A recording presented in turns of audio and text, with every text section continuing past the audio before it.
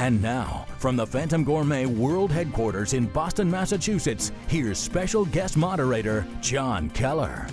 Welcome, food lovers, political junkies, and those of you who just can't get up off the couch. Welcome, one and all, to the great Phantom Gourmet debate. Thank you so much for joining us. I'm Jon Keller from WBZ News. I'll be serving as the moderator today as two of the foremost culinary experts in New England go head-to-head in what promises to be a spirited, no-holds-barred discussion.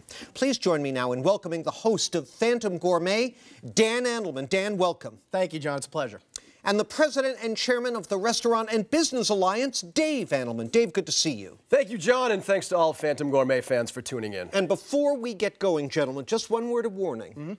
Obey my directions or enter my cocoon of horror. Do you follow? I follow, John, of course. Okay, all right, glad we got that straight. Dave, my first question goes to you. It's on the subject of beer versus wine, and this is a topic, obviously, of great interest to those of us who like to drink, which I assume is pretty much all of us. Indeed. Are you a wine guy or a beer guy? John, this is an important issue for all Phantom Gourmet fans, 98% of whom like to drink heavily. And I drank beers my whole life, but then I had a sort of revival where I realized that Phantom Gourmet fans should be drinking wine. I mean, white pairs so well with seafood, and a Merlot with a steak, and wine with your wife or your girlfriend is so much more romantic than just peeling off a Schlitz from a six-pack. Full-bodied statement there, rebuttal. Who do you want to hang out with, John? Let's be honest. You want to hang out with a guy that likes a nice sip of Merlot or a Pinot Grigio? Or do you want to hang out with a guy that just pops open a beer? Joe Six-Pack, if you will. I'm Joe Case-Pack kind of guy over here. I'm a beer guy. This show is all about food and the kind of food Phantom fans love. Cheesesteaks, nachos, buffalo wings, burgers. You're going to have a nice Cabernet Sauvignon with that? No, you're going to drink a beer. There are restaurants that actually make their own beer here in New England, like a nice brew pub. And as far as I'm concerned, you always want to hang out with the beer guy, not the wine snob. It seemed to me he was attacking your character. Your response? Well, John, I take my drinking character very, very seriously, and I don't know why a flat-out chump like this, who spent most of his career, frankly, on cable, even thinks that he could even be on the same stage with me. Well, he called you a chump. That's obviously true, but you'd like to rebut, I'm sure. I am a chump, but I will say this about beer. There's all the craft beers that we've expanded, all the incredible breweries, but you'll never walk into any restaurant or pub and find one bottle of beer that costs $500. That only happens with wine fools like this that'll say, oh yeah, I'll spend $500 on a bottle of wine. The best beer in the world's like $7. It's fine. All right, gentlemen, this is sort of spiraling out of control. I'm going to call a halt to this topic. You'll have a chance to return to this in your closing statements. Please. All right, on this next topic, we'll start over here with you. Salad. Yes. Yes or no? Salad is a no for me, John, and I'll tell you why. Listen, I don't want any more taxes in this world. I think we're all overtaxed.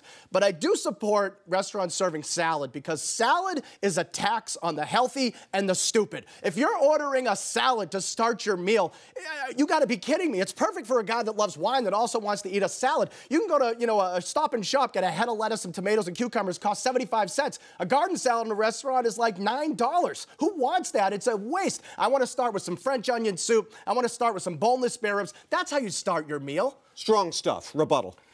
John, my brother Danny is married and thus has given up on his appearance and his sexuality.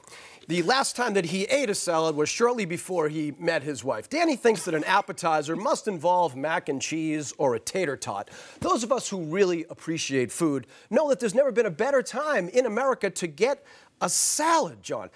Goat cheese and homemade croutons and sun-dried tomatoes. I can't think of a better way to begin a meal than with a wonderful salad. Yeah, Brief final word. Everyone's looking for goat cheese to start their meal. Yeah, I think you're right. All the people at home. You want some goat cheese to start your meal? Yeah, that'll be perfect. John, he eats goat cheese all the time as long as it's fried and not over lettuce. There's nothing wrong with a mozzarella goat cheese fritter. Well, I'll give you that. All right, gentlemen, very edifying. Thank you. Let's move to our final topic. Eating in the dining room versus eating at the bar. You begin. John, the days of dining in the dining room are dead.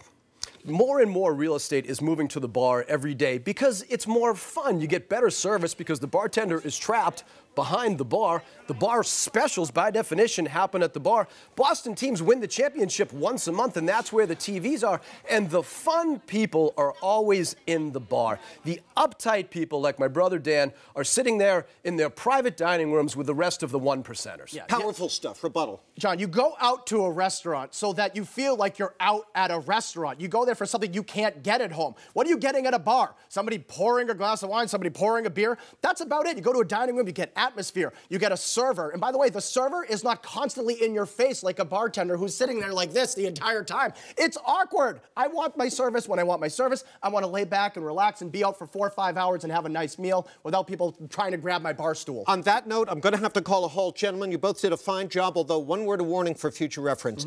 Don't invade the moderator's personal space. That's a no-no.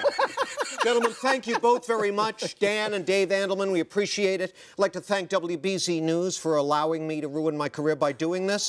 Thanks to the Commission on Ridiculous Food Debates for hosting us today. I'm Jon Keller, and remember, if you don't eat your lunch, the politicians will.